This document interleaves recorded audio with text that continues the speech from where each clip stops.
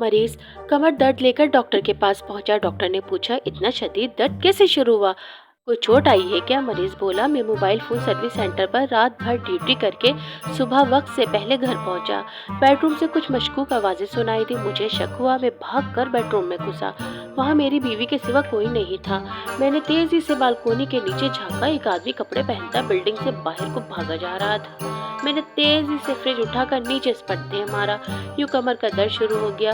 वो भी डॉक्टर को सब बता ही रहा था कि एक और मरीज पहुंचा। उसकी हालत ऐसी थी जैसे किसी गाड़ी से टकरा गया, और डॉक्टर ने इसे फौरन इमरजेंसी में डाला और हादसे की नौयत पूछी। मरीज बोला, सुबह दफ्तर वक्त से पहले पहुंचना था। आग थोड़ी देर से खुली। भागम भाग उल्टे सीधे कपड़े पहनता अपार्टमेंट से निकला ही था कि जाने कहां से मेरे ऊपर एक फ्रिज आ गिरा। डॉक्टर अभी परेशान हो ही रहा था कि कौन मरीज जो इंतहाई भयानक हालत में था पहुंचा।